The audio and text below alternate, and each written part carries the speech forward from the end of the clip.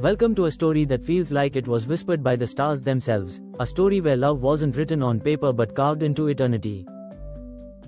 He wrote her in the language angels understand, Sheikh Hamdan's heavenly love, a tale too divine for the world, too eternal for time. This is not just a poem, it's a revelation of a heart that found its other half beyond the realm of words, where every verse was a prayer, and every silence carried her name. He never needed to say much, because his soul did all the speaking. When he saw her for the first time, it wasn't just a meeting, it was remembrance. As if somewhere between destiny and divine design, their hearts had already known each other. The way she smiled seemed to melt away centuries of loneliness he didn't even know he was carrying. The moment their eyes met, even the angels must have paused to listen, because love like that doesn't happen often on earth. Sheikh Hamdan wrote her not with ink but with emotion.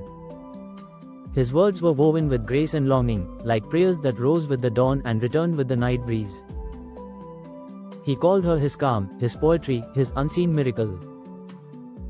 There were verses hidden in his journals that the world may never read, because they weren't meant for us. They were written for the heavens, in the sacred language of souls that have found home in one another. He often said that her laughter could heal deserts, that the stars would envy how she could light up his silence. Every poem he wrote carried her scent, every word he whispered was a tribute to her presence. When he spoke of love, he wasn't speaking of romance, he was speaking of devotion. A love that could outlast crowns, outshine palaces, and outlive lifetimes. To the world, he was a prince. But to her, he was simply a man, vulnerable, raw, and full of feeling. She saw the heart behind the titles, the poet behind the power, the human behind the royalty. In her presence, he didn't have to be perfect, he only had to be real. And that was the beauty of it, she didn't fall for his world, she fell for his words, and he, in return, fell for the way she understood them without needing translation. Nights in the palace turned into symphonies of longing. The moon became his confidant, the desert his diary. He wrote when the world was asleep, crafting letters that danced between reality and dream. Some said his verses were too tender for a man of his stature, but he never cared. He believed that true strength was the courage to love without measure, to feel without fear, and to write what the heart dared not say aloud. There were moments when even the angels seemed to echo his words.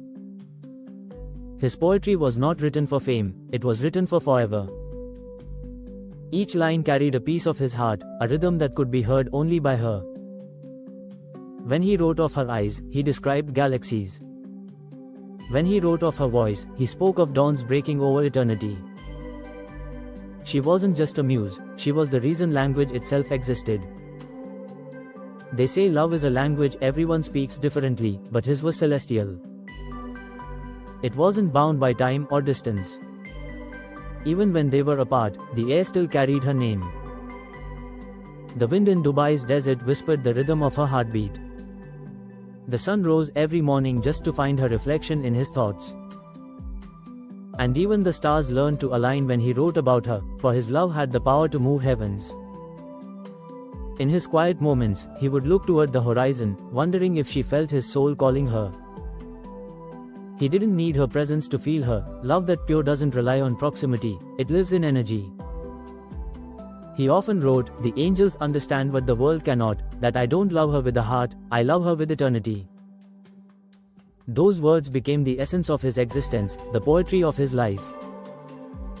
Sheikh Hamdan's love was not bound by mortal definitions. It transcended the idea of possession and became pure surrender. He loved her enough to let her be free, yet his spirit always carried her within. In every line, there was reverence, in every pause, a prayer. He never demanded her love, he worshipped it. Because some hearts are not meant to be owned, only honored. She, too, had felt something, that much he knew. There were moments when their eyes met across a crowd, and time folded itself into nothingness. But life had its own script, one where love wasn't always allowed to bloom in the sunlight. So they lived parallel lives, their connection unbroken but unspoken. Theirs was not. The world saw a prince who wrote But those who truly listened saw a poet who loved with eternity in his ink. His verses were offerings, not to her beauty, but to the soul that matched his frequency. Even the angels, who have seen endless love stories, must have paused to marvel, for this one wasn't just human. It was divine. He believed that love is the most sacred form of poetry, not written by hand but by the divine. When he looked at her, he didn't see perfection, he saw peace. She was not the type of woman you write about once, she was the kind you spend lifetimes trying to describe, and still, words would fail. So he let silence do the talking, and the heavens did the rest. As time passed, his poems became whispers across generations. They say love fades, but his didn't. It became timeless, a reflection of what happens when two souls meet in truth, not in chance. His story became a reminder that real love doesn't end, it evolves, it echoes, it ascends. They said no poem could last forever, yet his did, because it wasn't written with pen and paper but with devotion and divinity. Every night, when the world turned silent, his heart became the universe's most sacred instrument. The rhythm of his thoughts became verses, and every verse was her. He often whispered her name into the air, believing that somewhere, even if she didn't hear it, the heavens would carry it to her soul. His poetry was his way of holding her, not in flesh, but in faith. There were times when loneliness wrapped around him like a crown of quiet pain, but even then, he smiled, because love like theirs was never meant to end in sorrow. He once wrote, "If I must ache, let it be from loving too deeply, not from forgetting too soon." And in those words, the entire universe seemed to nod in understanding. To him, pain was proof that he had felt something divine. His heart didn't break, it bloomed. Every scar became a verse, and every tear became ink that angels would someday recite in heaven. The world watched him, a prince wrapped in elegance, his smile radiant, his presence calm.